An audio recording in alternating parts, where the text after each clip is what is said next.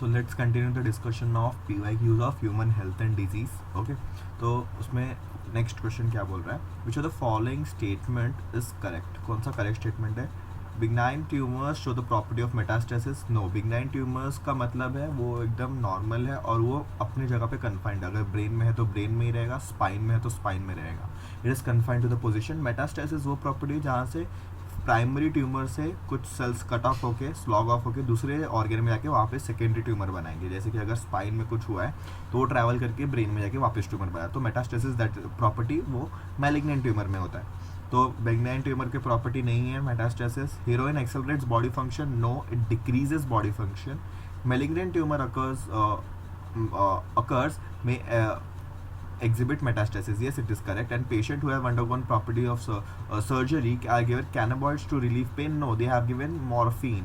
Morphine use करते हैं to use as a pain relief. Morphine use करते हैं, लिमिटेड मॉर्फिन. ओके, देखो अगर आपको बाकी चारों ऑप्शंस के बारे में पता भी नहीं है तो मैंने वापस जैसे पिछले वीडियो में बताया रहेगा कि benign tumour show the property of metastasis और malignant tumour show the property of metastasis. ये ए और सी स्टेटमेंट आपस में कॉन्ट्राडिक्ट कर रहे हैं.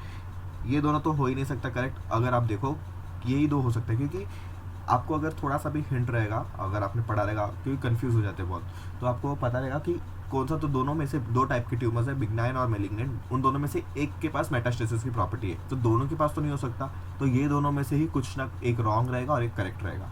ओके, तो इस तरीके से आप 50-50 वापस लगा सकते हो ए और सी ऑप्शंस में. ओके, अगर आपको भले ही ए और बी और डी ना पता रहे, बट आपको पता है दो टाइप के ट्यूमर्स होते हैं और उनमें से एक ट्यूमर के पास भले ही मैलिग्नेंट ना हो, नहीं पता है आपको, एक ट्यूमर के पास मेटास्टेसिस की प्रॉपर्टी रहती है. तो या तो ये हो सकता है या तो ये हो सकता है. अगर आपको पता है तो आप डायरेक्टली ये टिक कर दो, अगर नहीं पता तो आप 50-50 चांस ले भी सकते हो इसमें, ऐसा.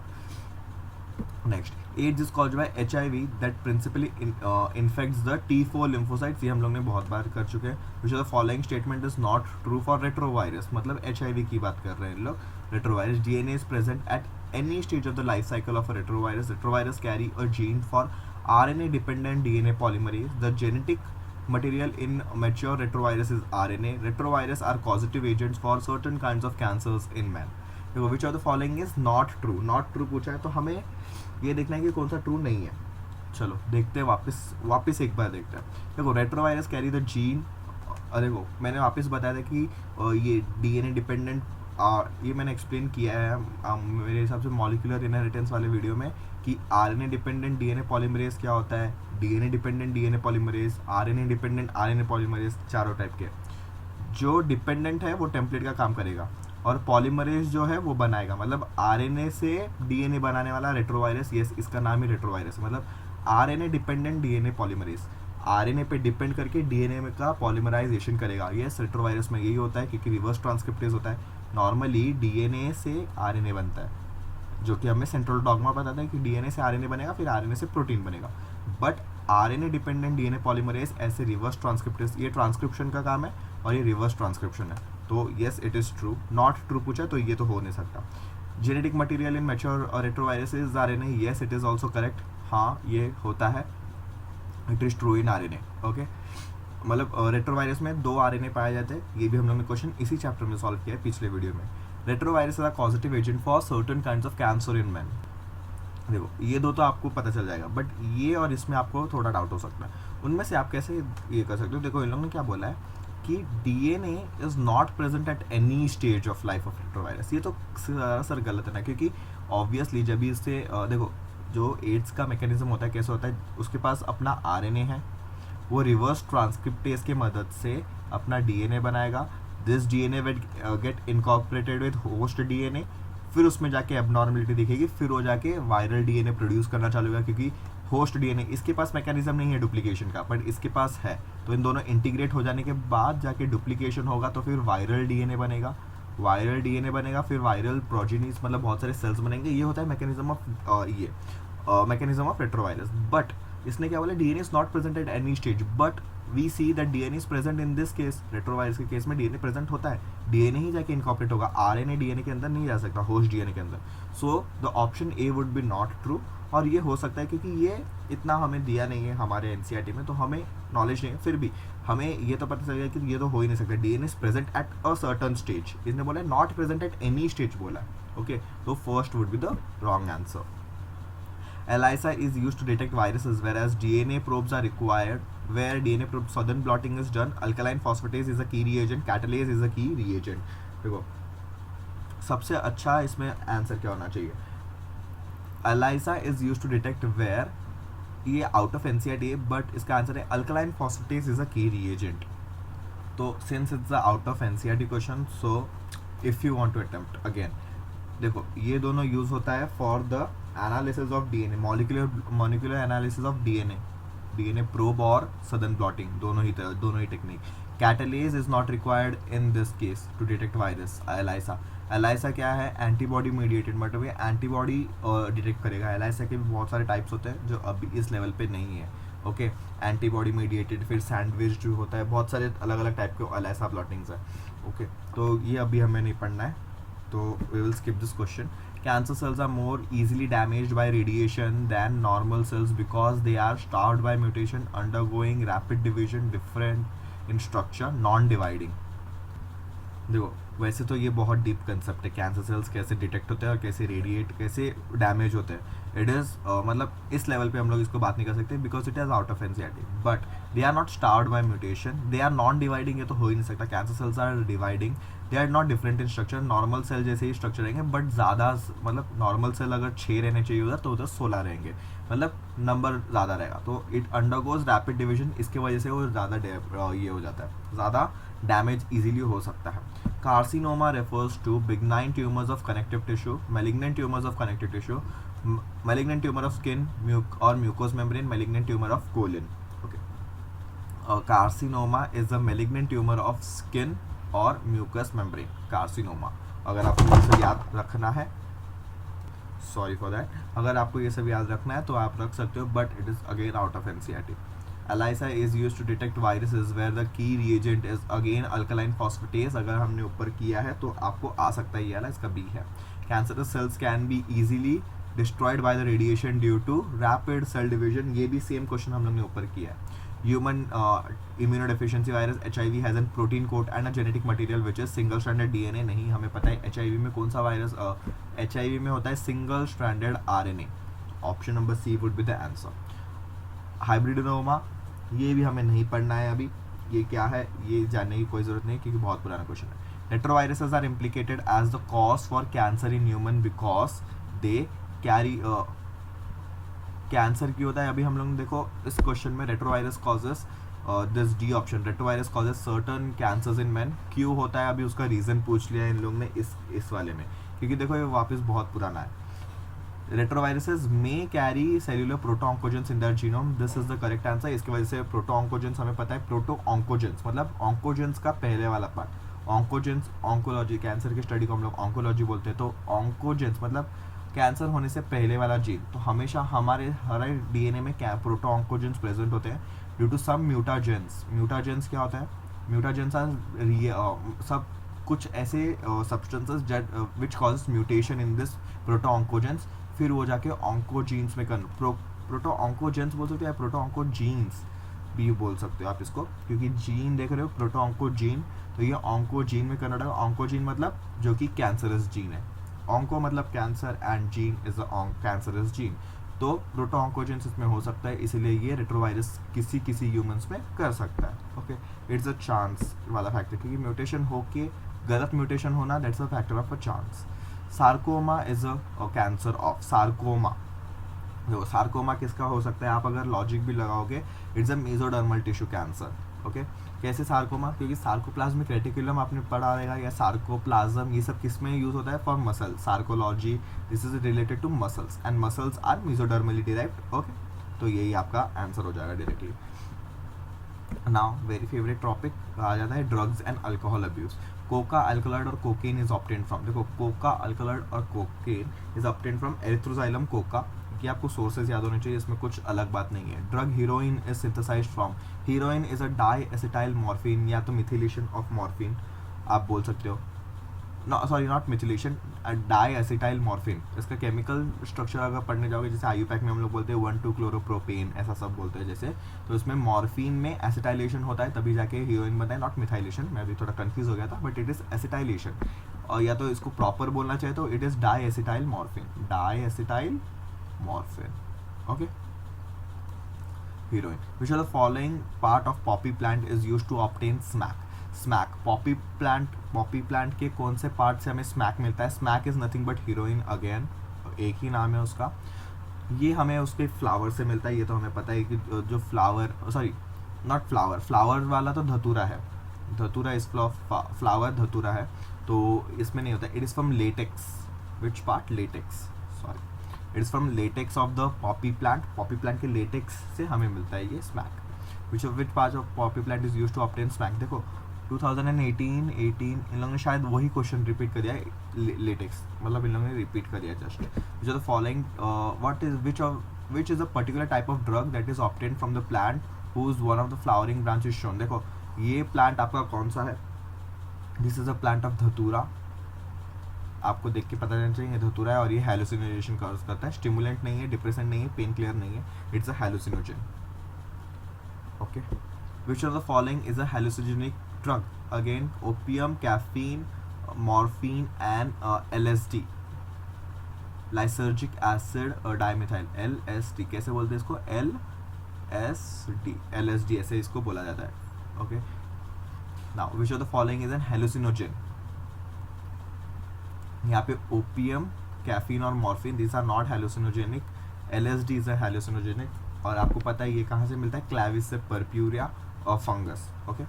और क्लैविसेप कौन से क्लास में आता है? अगर आप देखोगे from plant kingdom wise, claviceps is in the kingdom of, I think तो एस्कोमाइसिटीज के अंदर आता है claviceps purpurea. Okay. Cirrhosis of liver is caused by the chronic intake of, cirrhosis of liver, chronic intake of alcohol, क्योंकि liver का cirrhosis can be from alcohol mainly. Which are the following? Identify the A and B, correct use भी बताना है. मतलब हमें पहली बात बताना है कि A क्या है, B क्या है, और हमें करेक्ट यूज बताना है. देखो दिस इज अ कैनाबॉइड, ये कैनाबॉइड है. कैसे पता चला? क्योंकि ये देखो कैनाबॉइड C से चालू होता है, इसको याद रखना है चॉल से. चॉल में कैसे घर रहते हैं? लाइन से. तो ये चॉल चालू होता है यहाँ से लाइन से घर है आपके, तो ये चॉल से कैनाबॉइड. तो मुझे फर्स्ट वाला स्ट्रक्चर पता भी नहीं रहेगा, तो मैं डायरेक्टली बोलूँगा कि इसमें मैं सेकेंड वाले ऑप्शन से पहले चाहूँगा कि मुझे आंसर आ जाए, बट लेट्स सी. देखो बाकी किस में भी A इज कैनाबॉइड, तो A दिख रहा है मुझे कैनाबॉइड, तो ये तो हो ही नहीं सकता. इसमें भी एट्रोपा बेलेडोना प्रोड्यूसेस हैलुसिनोजन, ये हमें पता है. Belladonna, atropa belladonna, source and use, ये भी ठीक लग रहा है मुझे, but we will try to neglect the other options. Okay. अभी बाकी सब ऑप्शंस देखते हैं अभी कैसे हो सकता है. देखो cocaine, erythroxylum coca accelerates the transport of dopamine, morphine, papaver somniferum, sedative and pain killer. ठीक है. मॉर्फिन, पपेवर सोमनिफरम, ये दोनों ऑप्शंस तो गलत लग रहे हैं, तो the best option over here is C, जो कि कैनाबॉइड. मुझे ये जो पता था मुझे उससे ही आंसर मिल गया है. तो cannabinoid, atropa belladonna and produce hallucinogen, ये भी पता था. Which are the following correct statement from the ones given below? Barbiturates when given to a criminal makes them tell the truth. Okay. Morphine is often used to a person who has undergone surgery as a painkiller, ये correct है.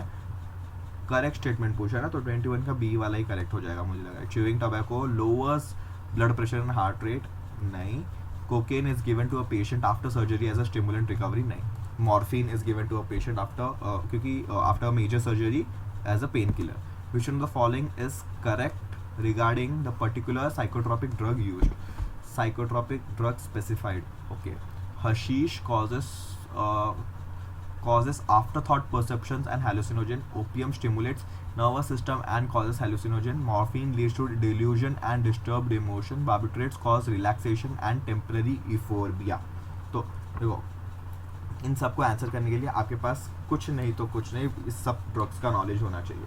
तो ऐसे drugs वाले questions पे बहुत अच्छे questions बन जाते हैं. तो देखो वापस एक बार हम लोग पढ़ते. देखो hashish carries out thoughts of perception and hallucinogen, opium stimulates central nervous system and hallucinogen, morphine leads to delusion and disturbed emotion, barbiturates causes relaxation and temporary euphorbia. देखो टेम्पररी यूफोर्बिया जहाँ पे आ गया वो काम किसका होगा? Temporary euphorbia from कैनाबॉइड्स.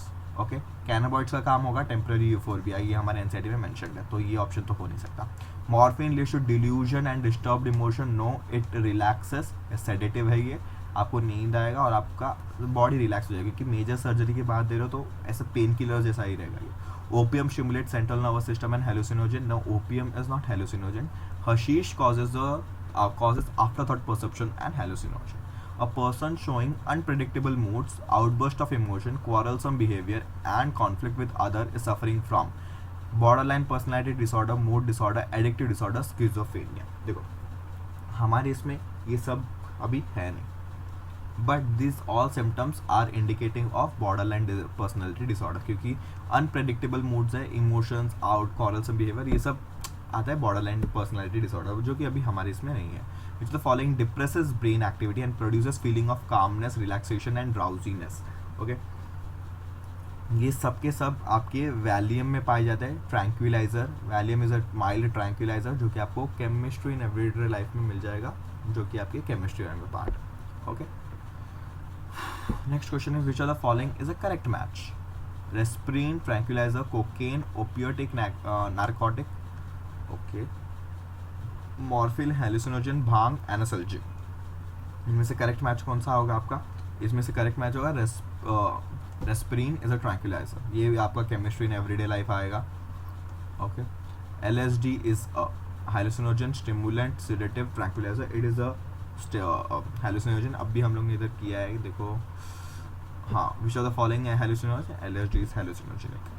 इसका सोर्स भी कभी कभी पूछ सकते हैं. विच of the following is an opioid narcotic. देखो ये वापस आ जाता है chemistry in everyday life. Chemistry in everyday life आपका आ जाता है इसमें opioid narcotic.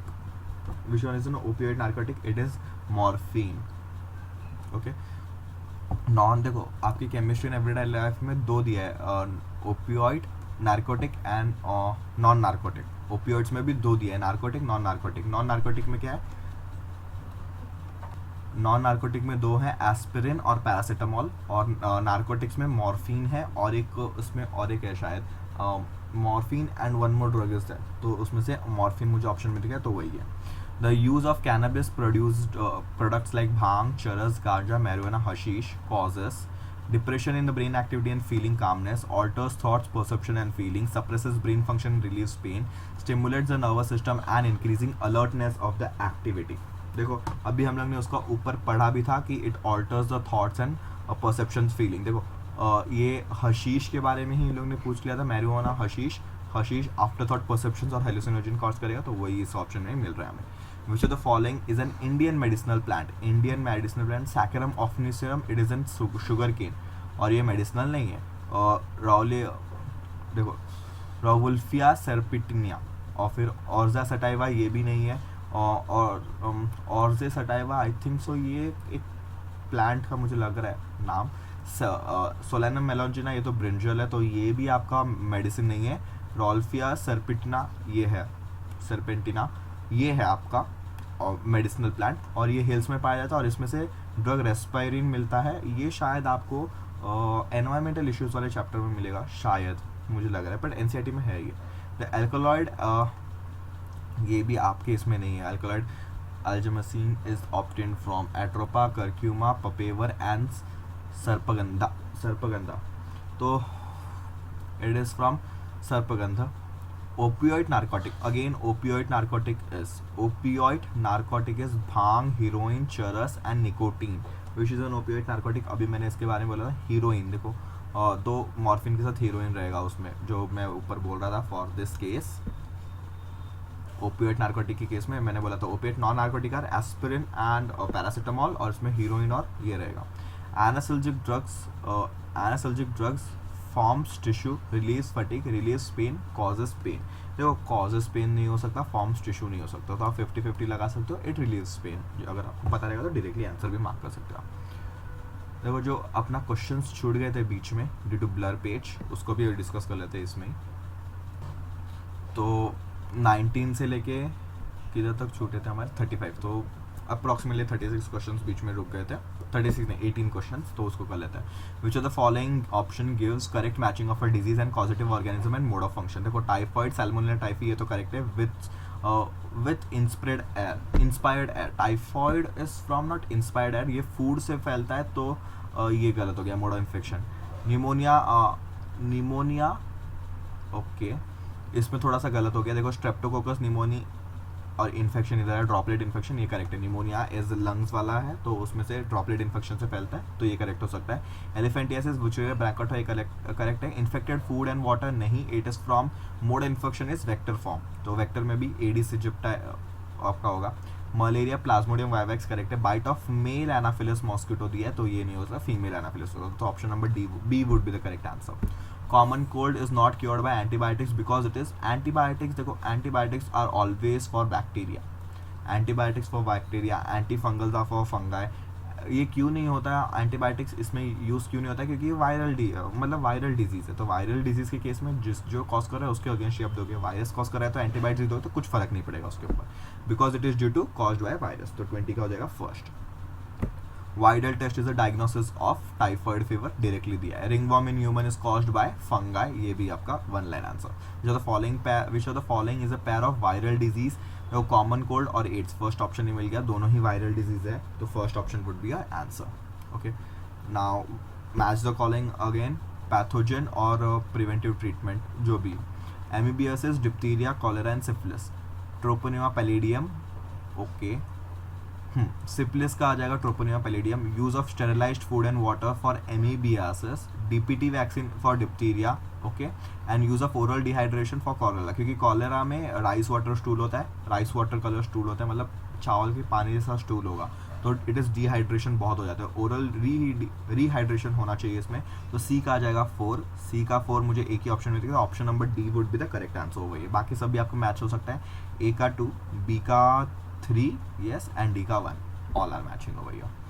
Next question is blue baby syndrome results from, blue baby syndrome from methanoglobin, excessive dissolved oxygen, excessive total dissolved solids and excessive chlorides, it is due to methanoglobin, ये आपको मिल जाएगा blue baby syndrome।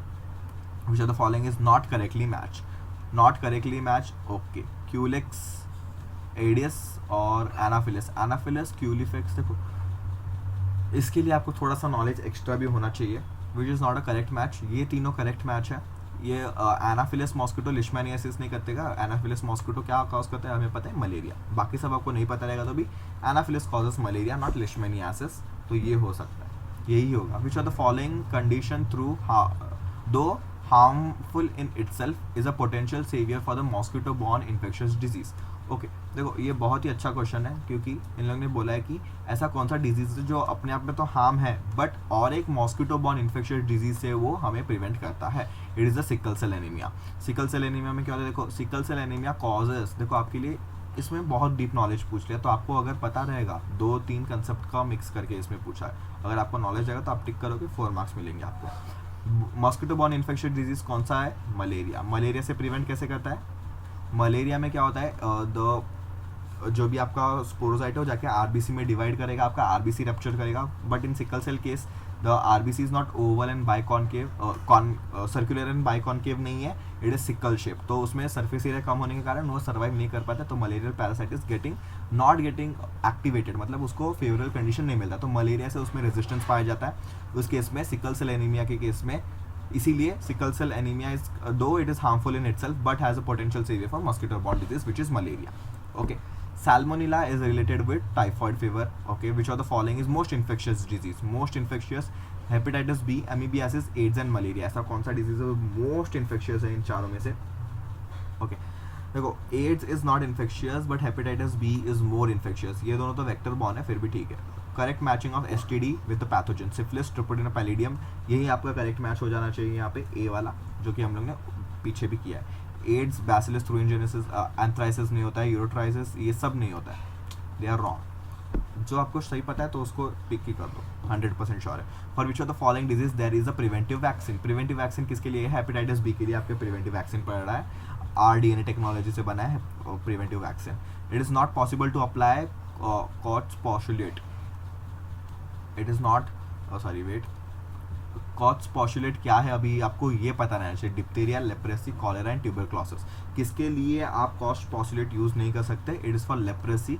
देखो diphtheria, cholera और tuberculosis ये तीनों ही bacterial diseases हैं, और आपका लेप्रेसी इज ये आपका again it is bacterial, mycobacterium leprae, but Koch's postulate क्या बोलता है, पैथोजन कौन होना चाहिए? पैथोजन वो होना चाहिए, इसके 3-4 पॉस्टुलेट्स है जो कि अभी हमारे सिलेबस में आई थिंक सो नहीं है.